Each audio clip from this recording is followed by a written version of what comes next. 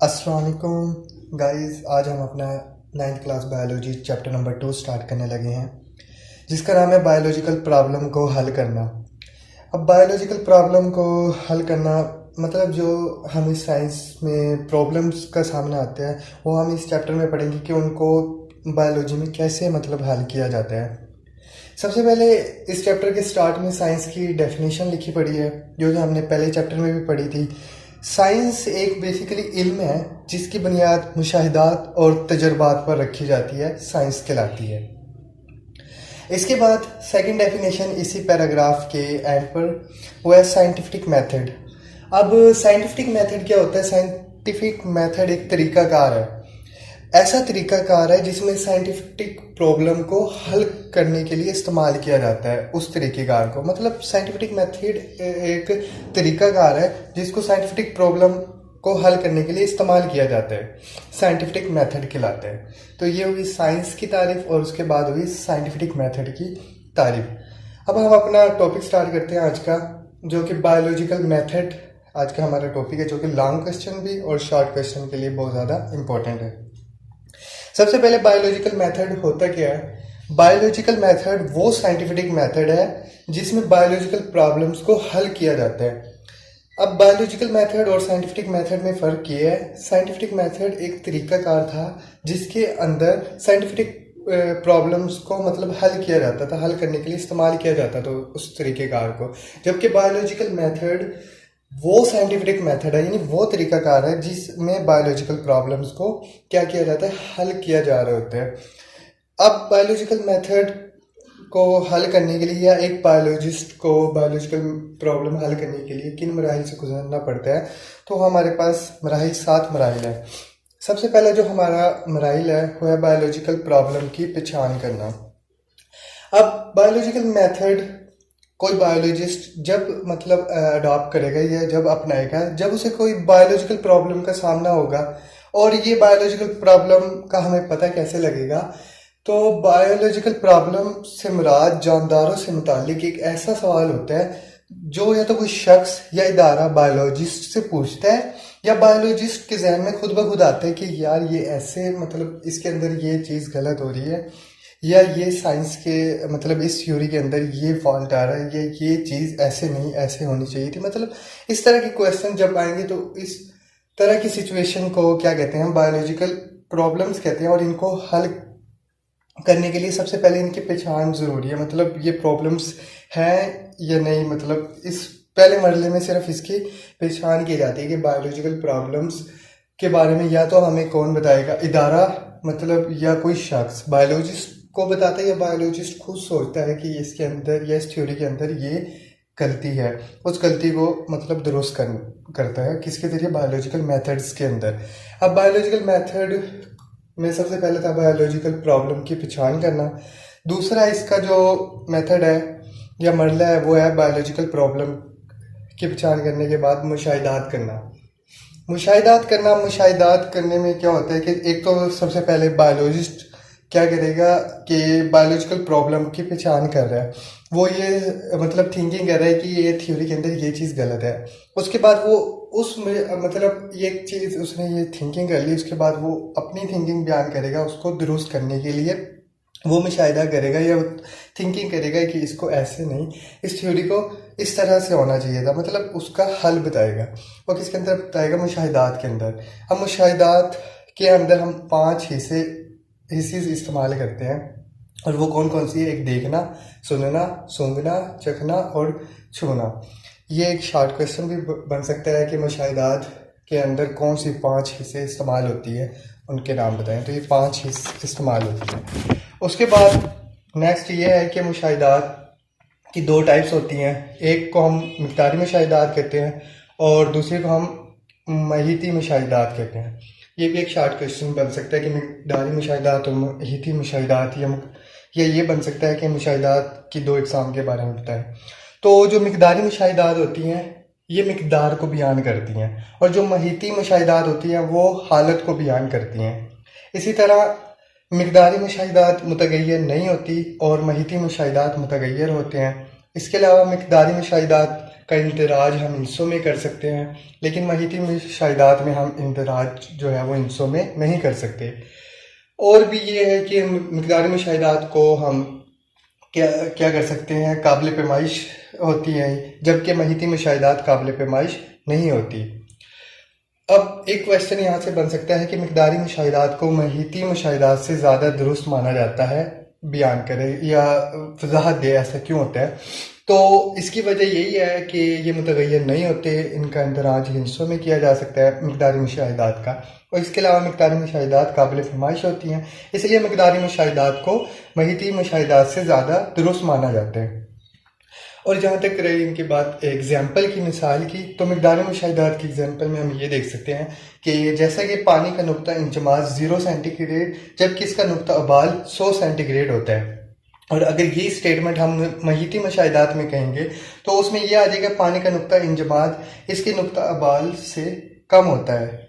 इसी तरह दूसरी जो इसकी मिसाल है वो ये है, 1 लीटर पानी का वज़न 1000 ग्राम जबकि 1 लीटर एथेनॉल का वज़न 789 ग्राम होता है। और इसी मिसाल को अगर हम महीती मुशाहिदात के अंदर देखेंगे तो इसको ऐसे लिखेंगे कि पानी का 1 लीटर एथेनॉल के 1 लीटर से भारी होता है। तो ये रही इसकी दोनों की एग्जाम्पल। इसके बाद जो इसका तीसरा मराहिल आता है वो है हाइपोथेसिस को तश्कील देना। अब इसमें इस टाइम में क्या होता है कि हाइपोथेसिस क्या है, सबसे पहले हाइपोथेसिस का पता होना चाहिए।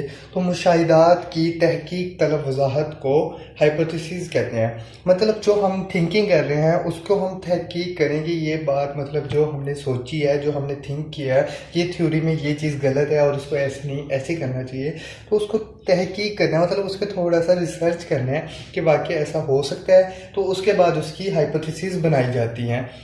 एक मुशाहिदात के अंदर से मतलब काफ़ी उसकी हाइपोथेसिस निकलती हैं। तो इसकी स्टेटमेंट ये बनेगी, मुशाहिदात की तहकीक तलब वजाहत को हाइपोथेसिस कहते हैं। और एक अच्छे हाइपोथेसिस की जो खुसूसियात है वो ये है कि एक तो ये बयान जो दिया जा रहा हो वो अमूमी होना चाहिए, मतलब बिल्कुल आम सा होना चाहिए, कोई इसमें पेचीदगी नहीं होनी चाहिए। दूसरा ये तहकीक तलब ख्याल होना चाहिए, मतलब स्टेटमेंट क्या हो, एक तहकीक करता हो, ऐसा ना हो कि मतलब सिर्फ बातें हो और मतलब एक थ्योरी के बारे में हम कह रहे हो कि उसमें ये चीज़ गलत है और उसका जो हम उस पर मतलब उस थ्योरी पे फॉल्ट निकाल रहे हैं और उसका ताल्लुक उस वो फॉल्ट का ताल्लुक उस थ्योरी से हो भी ना, तो ऐसा नहीं होना चाहिए। उसका ताल्लुक तहकीक कुर्दा हो, मतलब जो हमने हाइपोथेसिस बनानी है वो तहकीक तलब हो। दूसरा जो हम दस्तयाब मुशाहिदात से इसे दस्तयाब मुशाहिदात से मुत्तफिक होना चाहिए, यानी जो हम स्टेटमेंट दे रहे हैं या हाइपोथेसिस बना रहे हैं, जो हमने हाइपोथेसिस दी थी बायोलॉजिकल प्रॉब्लम को हल करने के लिए, ये उससे क्या होनी चाहिए, मुत्तफिक होनी चाहिए, उस स्टेटमेंट से मिलती जुलती हो, ताकि जो हम बायोलॉजिकल प्रॉब्लम को हल करना चाह रहे हैं ये उसी के मतलब स्ट्रेट फॉरवर्ड चल रही हो। ऐसा ना हम बात पौधों की कर रहे हो और हम हाइपोथेसिस जानवरों के बारे में बना रहे हो, तो ऐसा नहीं होना चाहिए। इसे दस्तयाबी मुशाहिदात से मुत्तफिक होना चाहिए। तीसरा, इसे मुमकिन हद तक सादा रखना चाहिए, मतलब इसमें कोई पेचीदगियाँ नहीं होनी चाहिए, ईजिली हर कोई मतलब इसको अंडरस्टैंड कर सके जो हम हाइपोथेसिस बनाएं। उसके बाद इसकी जो नेक्स्ट खसूसियात है वो ये है कि इसे तजर्बे में ला सकें, मतलब जो हम हाइपोथेसिस बना रहे हैं उसका हम इजीली उसका तजर्बा कर सकें कि ये वाकई ये बात सही है या नहीं। तो इसी तरह हाइपोथेसिस तश्कील देने के मराहिल में हम सबसे पहले हाइपोथेसिस की तारीफ जो ये है कि मुशाहिदात की तहकीक तलब वजाहत को हाइपोथेसिस कहते हैं। उसके बाद एक अच्छे हाइपोथेसिस की खसूसियात, तो यहाँ से 2 शॉर्ट क्वेश्चन बन सकते हैं कि हाइपोथेसिस से क्या मुराद है और दूसरा एक अच्छे हाइपोथेसिस की खसूसियात कौन सी होती हैं।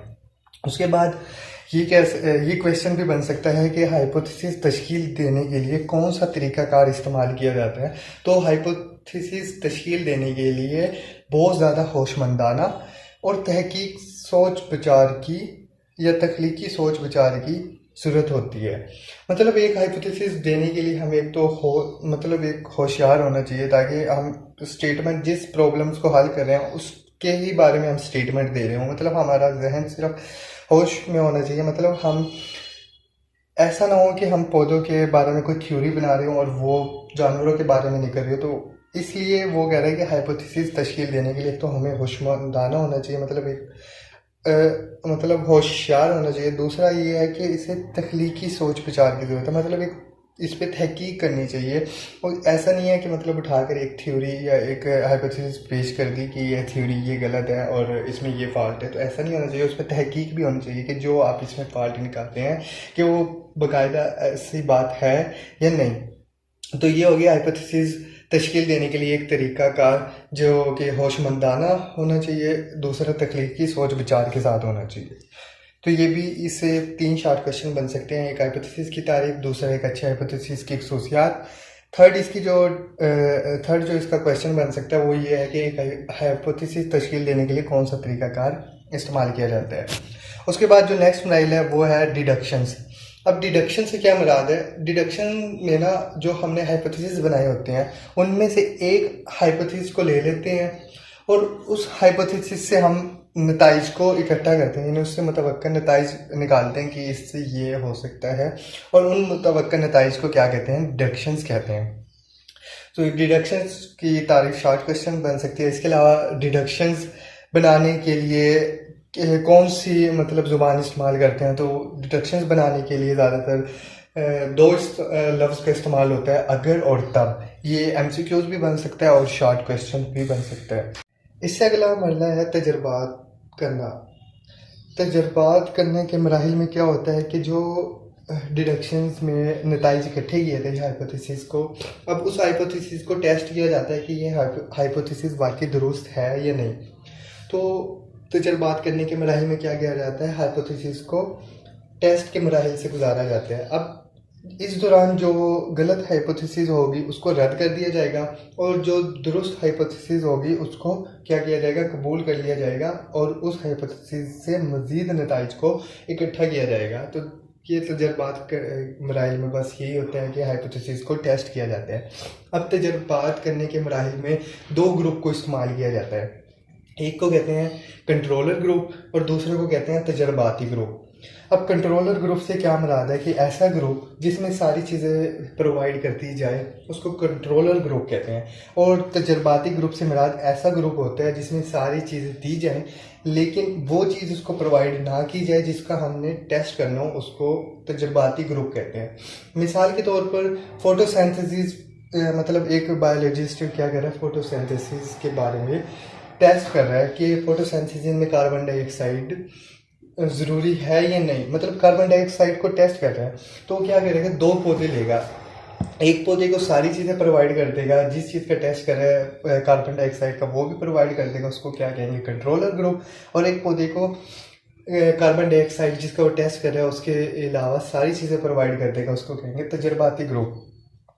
अब बायोलॉजिस्ट देखेगा कि कार्बन डाइऑक्साइड का ज़रूरी होना इस वक्त किस वक्त साबित होगा? तो वो इस वक्त साबित होगा जब कंट्रोलर ग्रुप में फोटोसिंथेसिस का अमल हो रहा हो और तजर्बाती ग्रुप में नहीं हो रहा होगा। तो ये बात की निशानदेही करता है कि कंट्रोलर ग्रुप में कार्बन डाइऑक्साइड प्रोवाइड की, इसलिए उसमें फोटोसिंथेसिस का अमल हो रहा है, तो इट्स मीन कि कार्बन डाइऑक्साइड फोटोसिंथेसिस के अमल के लिए ज़रूरी है। और जबकि तजर्बाती ग्रुप में कार्बन डाइऑक्साइड प्रोवाइड नहीं की थी इसलिए उसमें फोटोसिंथेसिस का अमल नहीं हो रहा। तो ये इस बात की निशानदेही करता है कि कार्बन डाइऑक्साइड फोटोसिंथेसिस के अमल के लिए ज़रूरी है। उसके बाद जो इसका नेक्स्ट मरला है, ये जो इसका नेक्स्ट मराइल है वो है नताइज का खुलासा करना। अब नताइज के खुलासा करने में क्या करता है कि एक बायोलॉजिस्ट जो उसने मतलब हाइपोथेसिस से नताइज निकाले, उस नताइज को उसने रिज़ल्ट जो निकाला था उसका उसने तजर्बा किया, उसका टेस्ट किया, जो दुरुस्त आए अब वो उसका खुलासा निकालेगा, मतलब उसका डेटा इकट्ठा करेगा, उससे जो मिकदार इकट्ठा हुई है डेटा की उसको इकट्ठा कर देगा और उसको ग्रुप्स में तकसीम कर देगा और उसका औसत निकाला जाएगा, उसको शुमारियाती मुवाजना किया जाएगा, मतलब उसको एक तरतीब दी जाएगी। आई थिंक भी आप लोग समझ गए होंगे कि उसको एनालाइज किया जाएगा डेटा को, मतलब जो अदाद शुमार जो रिज़ल्ट निकला है उसको एक तरतीब से उसको अरेंज किया जाएगा। ये नताइज के खुलासा करने का मराहिल में होता है। उसके बाद जो इसका लास्ट मराहिल है वो है नताइज की रिपोर्टिंग करना। अब इस ये मरला बायोलॉजिकल मेथड या साइंटिफिक मेथड का एक लाजमी जुज़ है। इसमें क्या होता है कि जो नताइज बायोलॉजिस्ट निकालते हैं उसको वो साइंसी रिसाला या किताब में क्या कर देता है, शाया कर देते हैं, ताकि ये यूनिवर्सिटीज़ में बहस ज़ेर बहस लाए और स्टूडेंट्स इसको पढ़ें, ताकि दूसरे बायोलॉजिस्ट इस नताइज को पढ़ें। अब इसका क्या फ़ायदा होगा, नताइज मतलब जो आए उसको क्यों रिसाले और किताबों में शाया करवाया, तो एक शॉर्ट क्वेश्चन भी बन सकता है। तो इसके फ़ायदे ये हैं कि एक तो नताइज की तस्दीक होगी, जो हमने हाइपोथेसिस से नताइज निकाले हैं वो तस्दीक होंगे जब हम नताइज की रिपोर्टिंग करेंगे। और इसके अलावा ये है कि ये जो नताइज निकाले हैं इसको हम दूसरे बायोलॉजिकल प्रॉब्लम्स को हल करने के लिए भी इस्तेमाल कर सकते हैं। तो ये था आज का हमारा टॉपिक, बायोलॉजिकल मेथड और इसके मराहिल, यानी बायोलॉजिकल प्रॉब्लम को हल करने के लिए उसके मराहिल।